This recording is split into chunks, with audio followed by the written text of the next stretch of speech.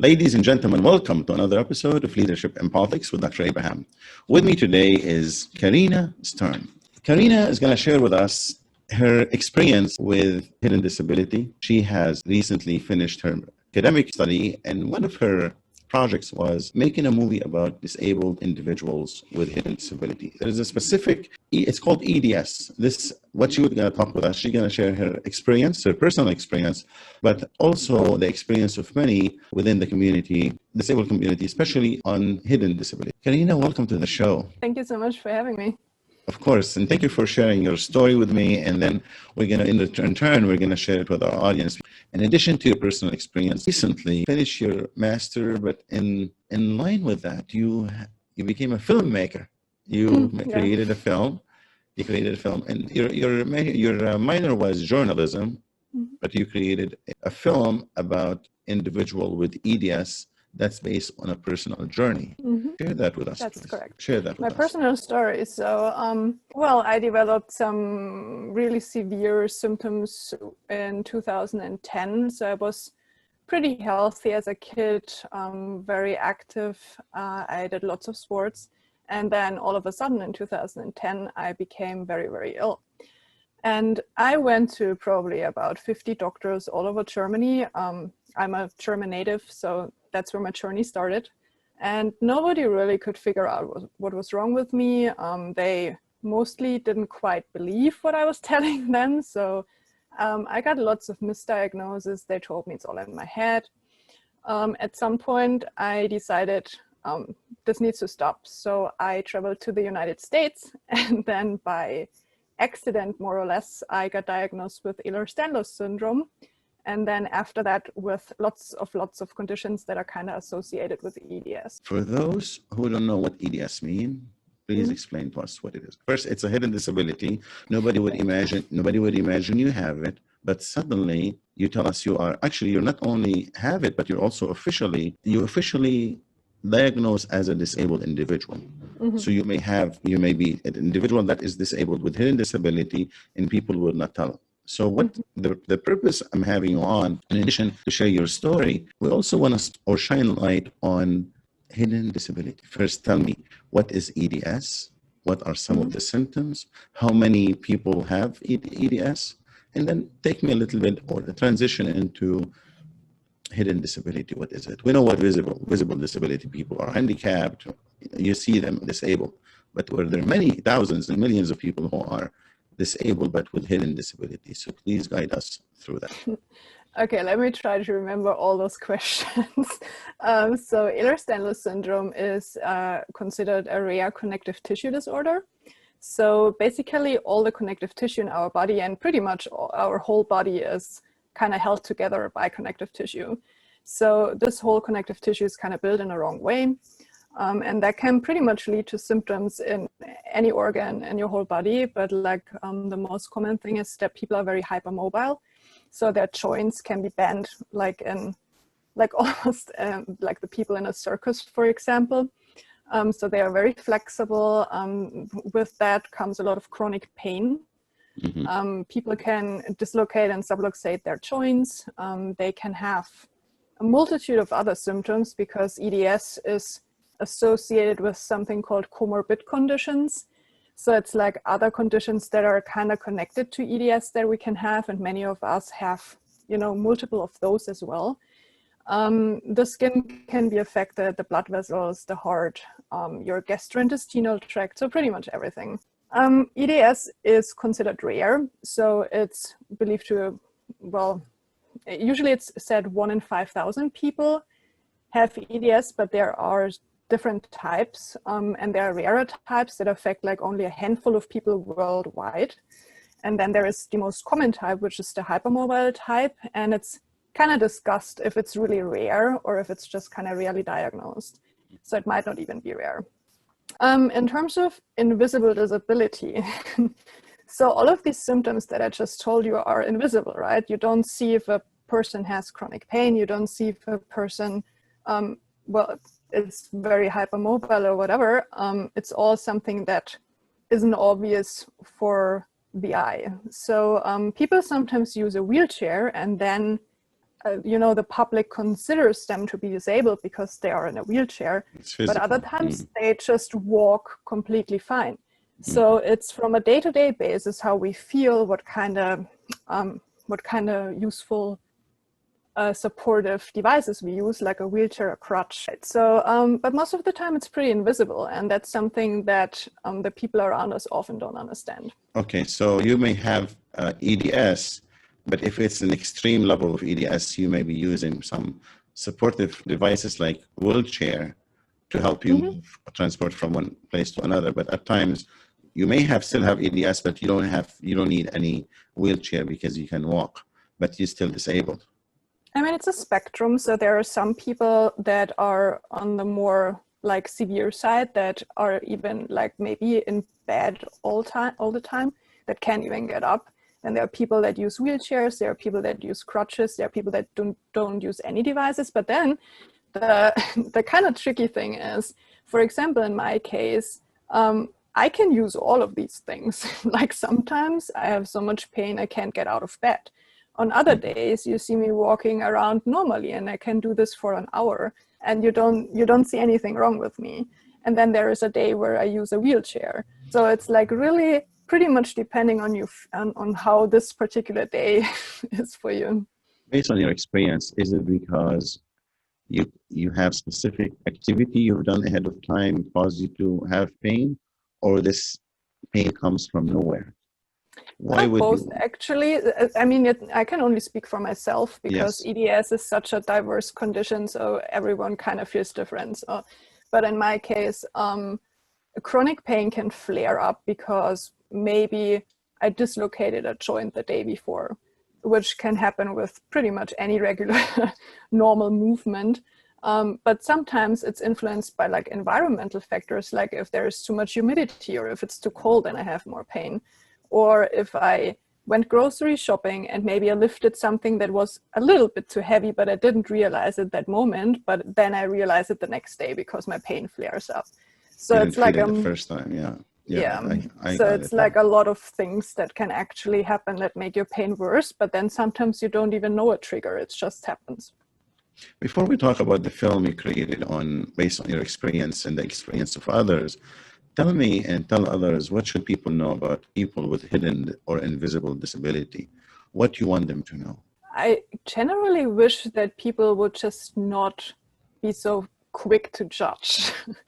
Because like you really never know if somebody has a chronic illness or disability, because there are so many conditions that you can't see. Like not only rare conditions like EDS where people don't know anything about anyways, but it's also like more common things, like if you maybe have cancer treatment and you have chemotherapy and you are too weak to walk and you need a wheelchair that day or whatever, but on other days you look totally fine. Or you could have diabetes or other more common conditions that you can't see, but that also might flare up and make you feel a lot sicker on some days. So I just wish that people would just not judge other people, because you never really know what they are going through. Thank you for sharing that, Karina. And I believe hopefully a show like this will enlighten others about hidden disability, physical disability, and reasonable accommodation we always advocate for, but there's this hidden disability and an invisible one where individuals are suffering in silence. And shows like this and your film will shine a light on this hidden disability, and we hope they do not stereotype others because they look good, but actually on the inside, they're not as well. Tell me, take us into a journey. What about your film? Your film, you didn't just made a student film and you stopped there. No, you made a student film and you showcased it everywhere, the university campuses. Tell me, what did you do there? I know it's EDS is our topic, but take us into a journey. What went through the making of the film? What happened next? Oh gosh, so this all started during my master's degree in journalism. So we had this documentary filmmaking module where we got taught, like, the basics of documentary filmmaking.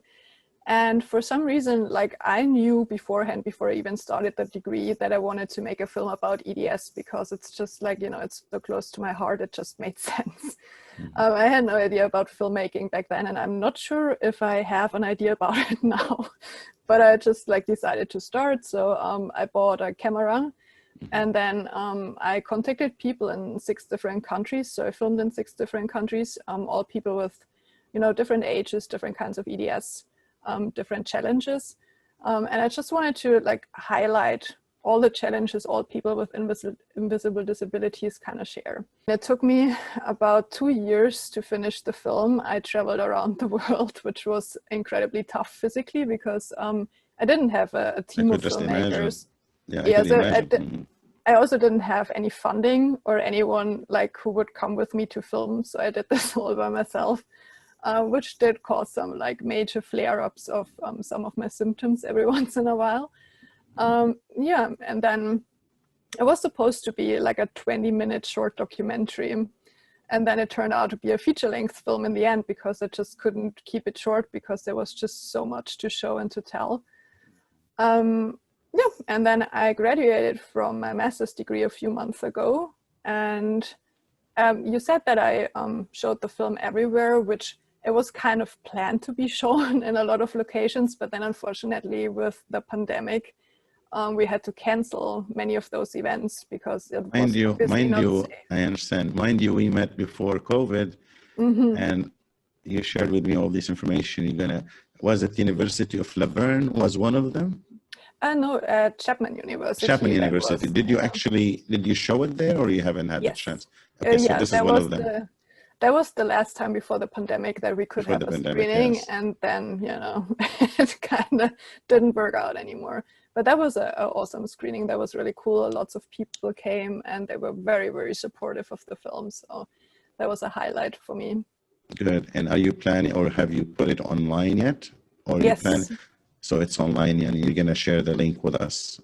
So I've put it on Vimeo on demand to support a EDS organization in the United States, because I figured if I can't have any more events, I can as well just have it online and people can watch it there. Benefit from it. Please provide me with a link so we can link it from your profile when we showcase this interview. Karina, let me go ahead and share your film. With your permission, I'm going to share a trailer of your film. Sure. He always still does. Every time I walk by him in the hallway, he'll like say she's faking it. I don't even know why he does that. People have boxes in their heads that either a wheelchair is a permanent thing or you should be able to walk. And it's a humiliation to stand there in public and someone's going, "Oh, so you can walk, can you? Why are you in a wheelchair then?"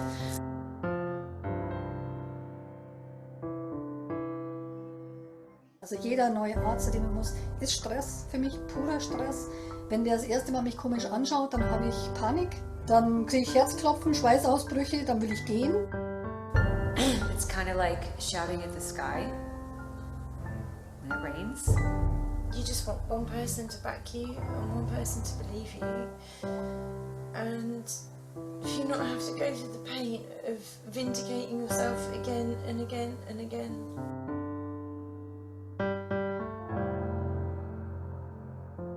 They love spending time with their friends, they love playing with their friends, but they get tired so very quickly. So every morning it's yelling, why do I have to go to school? We get tired at school, we get pain at school, nobody understands. I only have one friend. I have nobody else besides her because nobody else accepts me like I am.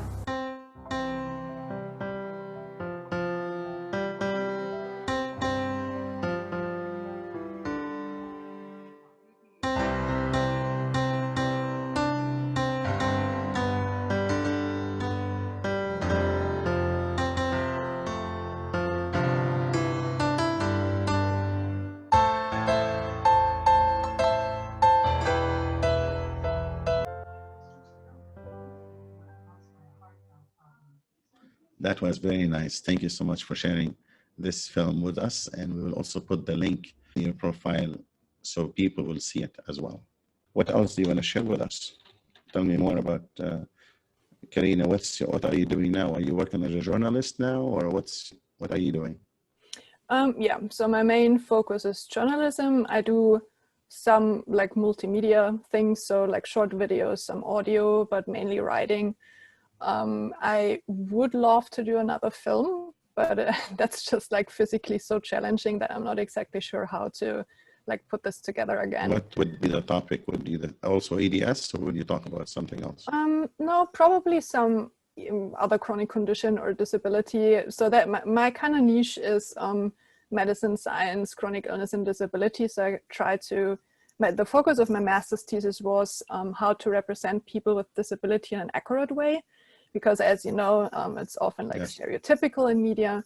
So I kind of wanted to focus on, you know, doing things better and just giving people a voice in media and like an actual adequate representation. So I'm focusing on that. And if I would make a film, it would obviously also, again, be about disability and chronic illness, but I don't have a specific topic yet. Before I went into journalism, I was working in research as a laboratory technician. So I got like a pretty fundamental kind of education about medicine, biology, science, and all that. So I do write, you know, about like new scientific breakthroughs. I do write some academic things about chronic conditions. But then on the other hand, it's also like the journalistic side of like chronic illness, living with disability, and all that. Connecting with any this association or government agencies that deal with disability, so they can extend you at least some insights how to do what to do? No, not really. I mean, I'm working with different magazines for people with disabilities who have lots of experience, you know, with how to report on that, but I'm not associated with any like official governmental people. As of yet. All right. Not yet, no. As of yet. What else? Do you want to talk about anything about Karina, the individual? Do you want to share with us anything else? About me? Whatever you want to share. Well, I do like heavy metal. I love dogs. I'm not a cat person. I like to be in nature, especially somewhere close to the ocean. I'm very much a water person. What else? You made San Francisco your home, because you mentioned you initially in Germany, but you are now a resident of San Francisco. Yes, I am. But yes, I've been living in San Francisco for about 4 years now. Before I was in Germany, now here, and well, let's see where else I'll be in a few years. Yeah, no, wish you the best. Any plans to finish your PhD or any other higher degrees? I don't know yet. I mean, the thing about the PhD is I have like very specific accommodations that I need due to my chronic condition. And that's extremely hard actually, because I mean, I've tried to talk to some professors, but then on one hand, PhD programs are often very expensive. I can't afford them. On the other hand, they are not usually not too inclined to help me with my accommodations, at least not yet. So this is the reason I can ask you the question, and it's not intentional to have you answer that, but I wanted to lead you and lead the audience to a point. People with disability, regardless if it's visible or hidden or invisible, they have difficulties being accommodated within a learning environment, whether it's physical or an online format. Most likely, if you're finishing your master is an excellent thing. But let's say you want to take an extra step and you take your doctorate or a PhD, regardless of what you choose. That's not an easy thing for you to do. In the past, we didn't have as many online programs as we have now. Probably now there are more programs that may consider the situation you're in, especially, and it's the law. The law states you must have access. We're talking here, ladies and gentlemen, we're talking about equal access and reasonable accommodation. Karina or I or anybody else must have equal access if we were disabled. Karina's disabled, and in this position, she wants to finish her higher degree. She can't go to a physical location. She needs accommodation within an environment that is, by law, must accommodate to you, right? So what accommodations do you need, you think, in your case? So let me just talk a little about like my master's degree, because it was extremely challenging to just find a program where I could take part in. So I was researching for probably more than 6 months until I kind of stumbled upon this degree in Edinburgh, Scotland. So I studied it at Edinburgh Napier So University. it was an online access, online degree. It was Yes. online. Yeah, it was online, distance learning, part-time, and completely flexible. And like when you study, if you only study it like for an hour a day, and the teachers were very, very accommodating. So if I had any sort of challenges with my health, they would be there and they would help me out. But the thing is, like, that was the only degree that had all these accommodations that I needed. And I'm talking just about journalism. I didn't look into anything else. And that I also could afford, because all the degree programs in the United States I look into, they were online. I mean, like partially, but they were so expensive that a person with a disability not necessarily is able to afford them. So yeah, I only had this one program that was actually able to accommodate everything that I needed. And it's just even more challenging to find a PhD program that does the same thing. So extension of time was one of them, one of the accommodations. Yeah. What else? Did you need any physical assistance or? No, since it was completely online, I could do this from home, so I didn't have didn't need anything. And you can read, you can hear, you can see. Yeah. There was no reason of any of the assistive technologies. Right. No, I didn't need any of those. So where can people find you and find your film? Go ahead and give me the link. So my film is on Vimeo on demand, but the film official website is www.v-r-visible-film.com.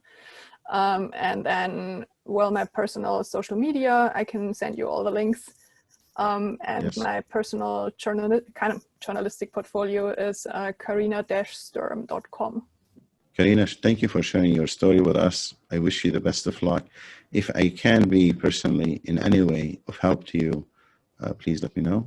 Yeah. I'll be more than happy to do that. So ladies and gentlemen, you have Karina, you have her story, you have her determination and persistency. Understand this. In addition to physical disability, there are hidden disabilities, invisible disabilities. No stereotype, no prejudging. Understanding is the key to everything. Karina, anything else you want to add? No, I think you've asked me a lot of important questions. Thank you so much. Nice having you on the show. Thank you for coming. Thank you.